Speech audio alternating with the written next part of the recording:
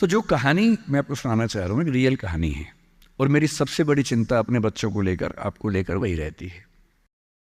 मैं जब भी कोई कहानी सुनाता हूँ, नाम, जगह, वो सब बदल देता हूँ ताकि किसी की प्राइवेसी पर हमला ना हो। सबकी राइट टू प्राइवेसी है ना। एक बच्चा था जिसको मैं जानता हूँ, बचपन से जानता हूँ, बहुत ही जबरदस्त आर्टिस्टिक बच्चा, म्यूजिक का उस्ताद। उसके घर में लगभग सब लोग म्यूजिक के उस्ताद थे, इंस्ट्रूमेंटल म्यूजिक, वोकल म्यूजिक, हर चीज में अच्छा, पढ़ने में भी ठीक, बढ़िया।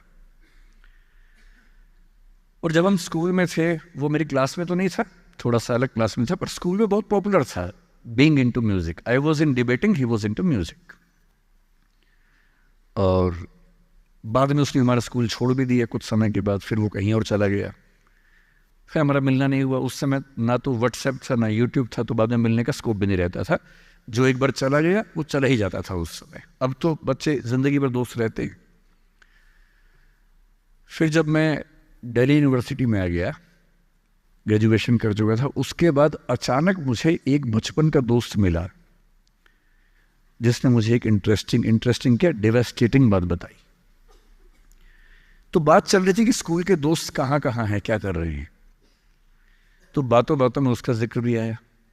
तो मैंने बड़ी उम्मीद से पूछा, मैंने कहा वो तो बॉम्बे चला गया होगा, फिल्म इंडस्ट्री में चला गया होगा।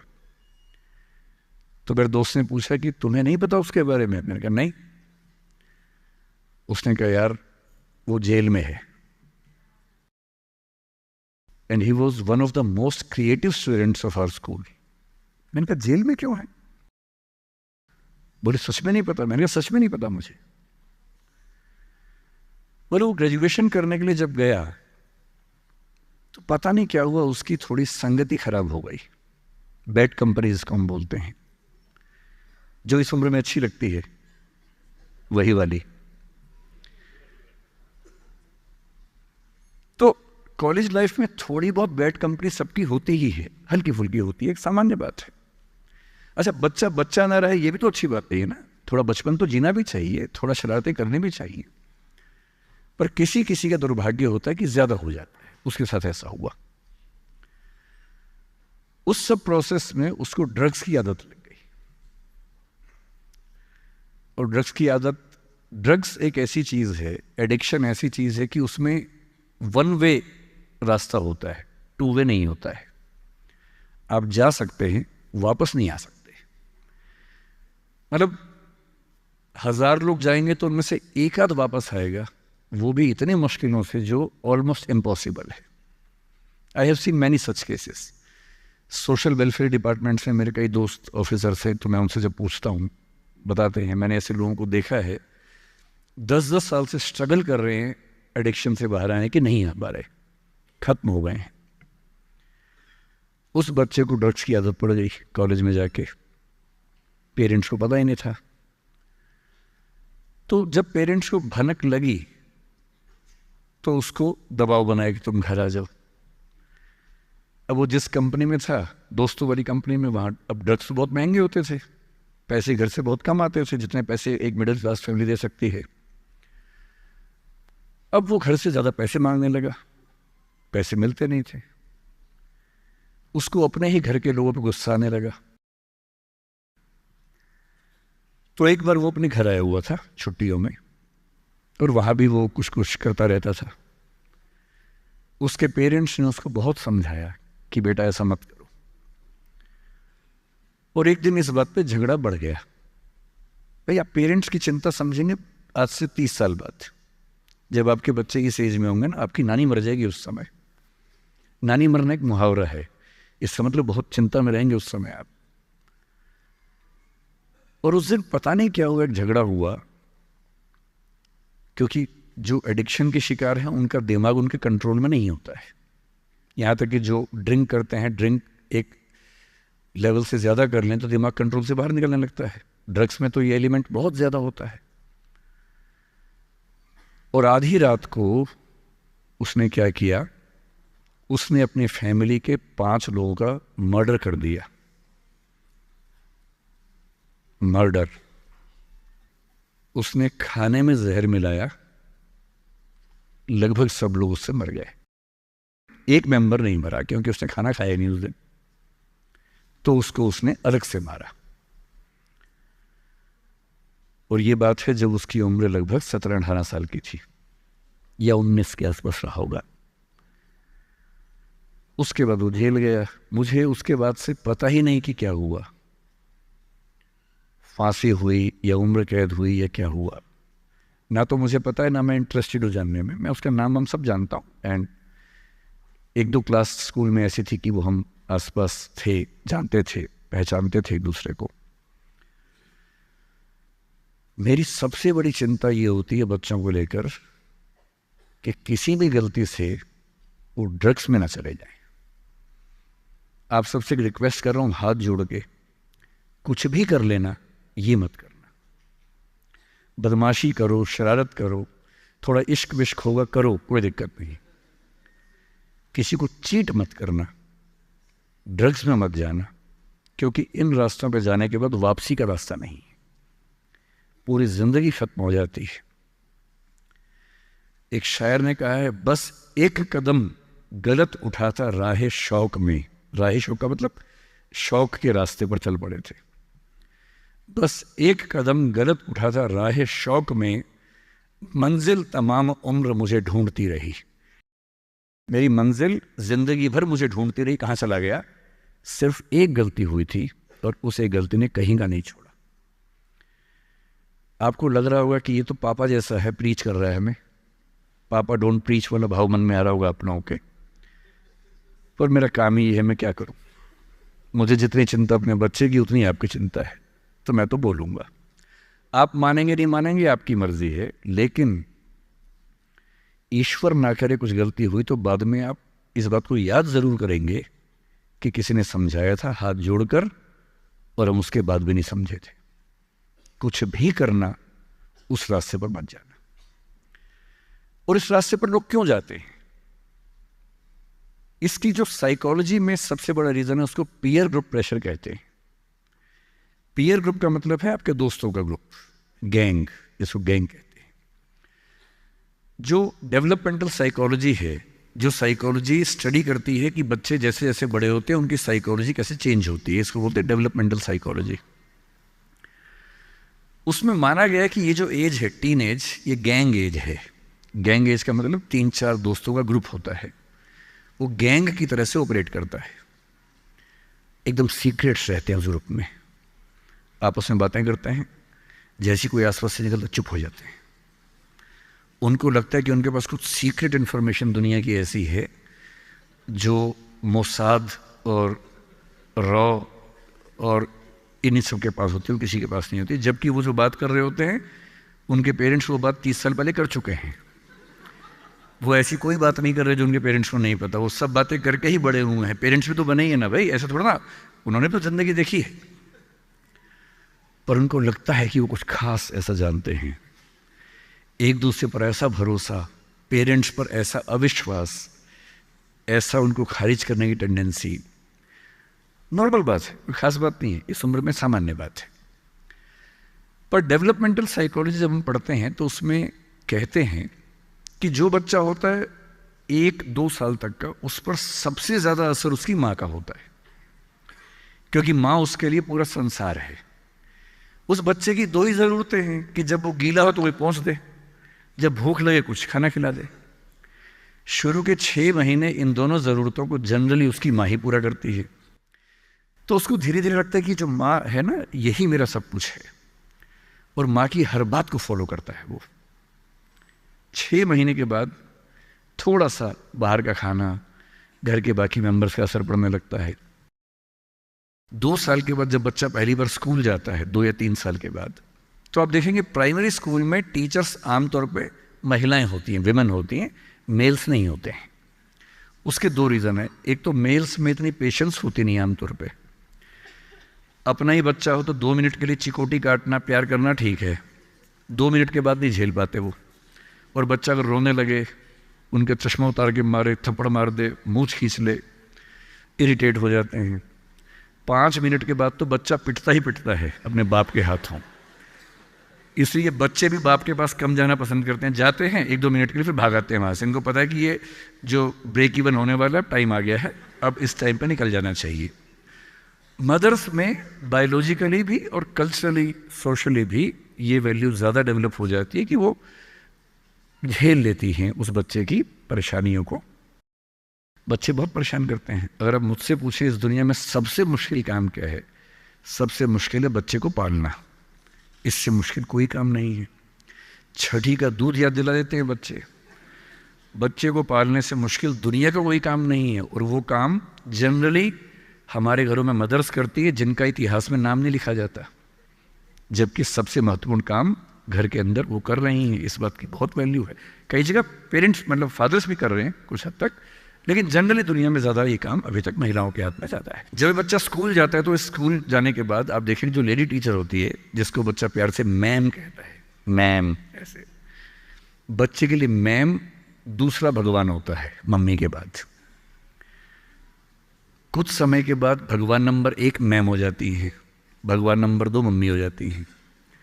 और अगर मैम ने कुछ कहा है और मम्मी कह रही गलत है, तो बच्चा घूर के देखता है कि तुम बताओगी मुझे, वो भगवान है वो तो मेरी। तो बच्चे को मैम पे भगवान जैसा भरोसा होता है।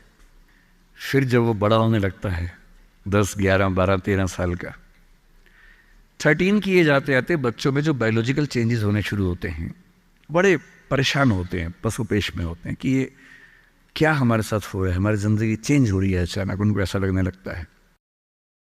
उस उम्र के जो हार्मोन्स हैं वो उनको पेरेंट्स से दूर करते हैं, क्योंकि उनको जिस तरह की आज़ादी चाहिए पेरेंट जानते हैं कि ये उम्र सही नहीं है, तो पेरेंट्स रोकते हैं, समझाते हैं, फ़ोन का यूज़ कम करो, इंटरनेट कम करो, तुम्हारा दोस्त ठीक नहीं है, तुम्हारी कंपनी ठीक नहीं है, अच्छे दोस्त रखो, ये करो, वो सब करते हैं।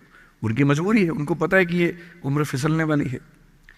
और बच्चों को लगता है कि मैं जहाँ जहाँ आज़ादी चाहता हूँ यही 2 लोग मेरे दुश्मन हैं,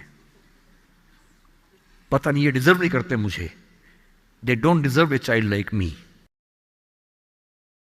फिर वो पेरेंट्स से झूठ बोलना, छिपाना, हर बच्चा उस उम्र में झूठ बोलना शुरू कर देता है। कुछ बहुत प्यारे मासूम बच्चों को छोड़ दूं मैं 1-2%, बाकी सब थोड़ा बहुत झूठ तो बोल लेते हैं। कुछ ज़्यादा शातिर हो जाते हैं, इतना खतरनाक झूठ बोलते हैं, लाई डिटेक्शन टेस्ट करवा लेंगे तो भी नहीं पकड़ में आएंगे, इतना अच्छा झूठ बोलने लग जाते हैं, क्योंकि उन्होंने सीख लिया दोस्तों से सब करके। और ये जो उम्र है 13 से 19, जो गैंग एज है, ये जो दोस्त हैं, इनका असर इतना ज़्यादा होता है। और आपकी पर्सनैलिटी कैसी है, हर गैंग में 4-5 लोग होते हैं, उनमें से एक मुखिया होता है, उनका गैंग का नेता होता है, जो थोड़ा सा एग्रेसिव है, डोमिनेटिंग है, असर्टिव है, वो फैसले करता है सबके लिए। आपने डिसीजन मेकिंग का सवाल पूछा, इसी पे सो समझेंगे। उसने कहा कि चलो सब फिल्म देख के आएंगे, तो बाकी 4 फॉलोवर्स होते हैं, वो चलते हैं, जी जी चलो चलो चलो चलो चलो। इन सबका सेल्फ रिस्पेक्ट का लेवल अलग अलग है। जो नेता है उसमें सेल्फ रिस्पेक्ट बहुत ज़्यादा है, इतनी ज़्यादा है कि वो दूसरों की सेल्फ रिस्पेक्ट की धज्जियाँ उड़ा देता है। वो ये मान के चलता है कि मैं राजा हूँ, जो मैं कहूँगा वही होगा। और जो बाकी 4 भेड़ बकरियाँ हैं, जिनमें कॉन्फिडेंस की कमी है, असर्टिव नहीं हैं, सबमिसिव हैं, दब्बू हैं, डरपोक हैं, वो बेचारे उसकी बात को फॉलो करते हैं। और ये जो 4 हैं ना, इन पे खतरा बहुत ज़्यादा है, क्योंकि जो नेता है वो पहले से बिगड़ा हुआ है, वो हैबिचुअल है कई चीज़ों का, और वो इन 4 को बोलता है आज हम सब ड्रग्स ट्राई करेंगे। पूछ नहीं रहा है, बता रहा है। अब इन 4 में से एक के मन में है कि ना करूं, मम्मी ने उसको 1000 बार समझाएगी बेटा ये मत करना, वो बेचारा बोल ही नहीं पा रहा, घबराहट हो रही है उसको। बड़ी मुश्किल से मिमियाते हुए एक वाक्य उसने बोला। मिमियाना मतलब बिल्ली की तरह से बोलना, कैट की तरह से बोलना। उसने कहा यार मम्मी ने कहा था ठीक नहीं होता है। अब उसके बाद जोर से ठाका मार गया, ये देखो मम्मी का बच्चा, ये देखो मम्मी का बच्चा, इसको दूध पिलाओ इसको, बच्चा है ये तो बड़ा ही नहीं हुआ, ये तो मर्द ही नहीं बना अब तक। हम तो मर्द हैं, हम तो बड़े हैं, हम तो ग्रोन अप हैं। इस बच्चे की सेल्फ एस्टीम, सेल्फ रिस्पेक्ट इतनी कम है कि डर जाएगा, एकदम घबरा जाएगा। 3 लोग बोलेंगे अरे कुछ नहीं होता, अरे कुछ नहीं होता, आजा आजा आजा आजा, अरे कुछ नहीं होता, कर ले ट्राई, हम भी तो कर रहे हैं, कर ले ट्राई। और इसी प्रेशर में ये बच्चा पहली बार ऐसी गलती करेगा। और मैंने पहले ही कहा कि रास्ता एक तरफा है, वापसी का रास्ता नहीं। इस प्रेशर को बोलते हैं पीयर ग्रुप प्रेशर, दोस्तों का प्रेशर। मैं अपने बच्चे को केवल एक बात सिखाता हूं, बाकी पढ़ाई लिखाई तो मुझे पता है ज़िंदगी में जब कोई करना चाहेगा कर ही लेगा। इंटरनेट की दुनिया में, गूगल की दुनिया में, आप क्या मतलब मैं क्या पढ़ा दूंगा आपको, टीचर क्या पढ़ा लेंगे, सब गूगल पे उपलब्ध है, सब ऑनलाइन अवेलेबल है। जो टीचर बनना चाह रहे हैं समझ लें, अब टीचर का काम नॉलेज देना नहीं है, नॉलेज आपसे ज़्यादा, आपसे बेहतर गूगल पे है। अब आपका काम उससे ज़्यादा बड़ा है। क्या है अभी डिस्कस करेंगे। मैं केवल एक बात पे फोकस करता हूं कि मेरे बच्चे या आप लोग पीयर ग्रुप प्रेशर से बच सके। मैं खुद बचा था, अच्छे से बचा था, मेरे पेरेंट्स की भूमिका थी। मैं जिस हॉस्टल में रहा उस हॉस्टल में लगभग सब ड्रिंक करते थे कॉलेज के दिनों में, मैं नहीं करता था। मुझे कभी ज़रूरत ही नहीं लगी उस चीज़ की, तो नहीं लगी तो नहीं किया। अच्छी बात सिर्फ इतनी है, मैं ये नहीं कह रहा कि ड्रिंक करना अच्छी बात है कि बुरी बात है, वो तो इंडिविजुअल फैसला हर किसी का है, लेकिन मैच्योर होने के बाद, बचपन में नहीं। मैं सिर्फ ये कहना चाह रहा हूँ कि अगर 4 लोग मुझ पर दबाव डालें और मैं उनके दबाव में आ जाऊँ, ये ठीक नहीं। मुझे ध्यान है कि हमारे हॉस्टल की नाइट चलती थी, फ्राइडे की रात है, वार्डन साहब छुट्टी पे हैं, 10-12 लोग एक कमरे में बैठे हैं, शराब की बोतल खोल ली है या बियर जो भी है, सबका मन है पीने का। वो मतलब एडल्ट्स हैं, 18+ के थे, वो शायद लीगली अलाउड होगा उनके लिए, मुझे नहीं पता। और जो लोग नहीं पीना चाहते उनको दबाव बना रहे हैं कि आ पी के दिखा, तू मर्द है तो पी के दिखा, बड़ा हो गया तो पी के दिखा। जब भी कोई ऐसा दबाव बनाए ना, इतना भी दबाव में नहीं आना है। जैसे कोई बोले बड़ा है तो पी के दिखा, आपको बोलना है मैं इसको पिए बिना ही बड़ा हूं। मर्द है तो पी के दिखा, मैं इसको पिए बिना ही मर्द रहता हूं। तुम इसको पी के मर्द बनते हो, हम ऐसे ही मर्द हैं भाई। दोस्त नहीं है क्या हमारा, तो क्या बोलना है, अगर तुम्हारी दोस्ती के लिए मुझे पीनी पड़ेगी शराब, तो मेरी दोस्ती के लिए तुम छोड़ क्यों नहीं सकते? अजीब बात है भाई। दोस्त, क्या मैं ही तुम्हारा दोस्त हूं, तुम मेरे दोस्त नहीं हो? तुम्हारी दोस्ती के लिए मैं ड्रग्स लेना शुरू कर दूं और मेरी दोस्ती के लिए तुम छोड़ नहीं सकते? अगर तुम छोड़ नहीं सकते तो मैं ले नहीं सकता। और दोस्ती अपनी जगह है, हमेशा ध्यान रखना। भूल के भी कभी कोई ऐसी डिमांड मत करना जो दोस्ती की हदों से ज़्यादा जाती हो। मैं साफ कह रहा हूं, मैं ड्रग्स के रास्ते पर नहीं जाऊंगा, ये काम मैं नहीं करूंगा। मुझसे दोस्ती रखनी है, इन शर्तों के साथ रखो। मैं किसी दबाव में ना आया हूं ना आऊंगा। इसको बोलते हैं असर्टिवनेस। अपनी शर्तों पे जीऊंगा, किसी के दबाव में नहीं जीऊंगा। जो गलत है गलत है, नहीं करना है तो नहीं करना है। एक शायर ने बड़ी अच्छी बात कही इश्क के बारे में, लेकिन यहाँ अप्लाई होती है। उसने कहा, वो नहीं मेरा सही, उससे मोहब्बत है तो है। भाई किसी से मोहब्बत है, नहीं हो पाया मेरा, कोई बात नहीं।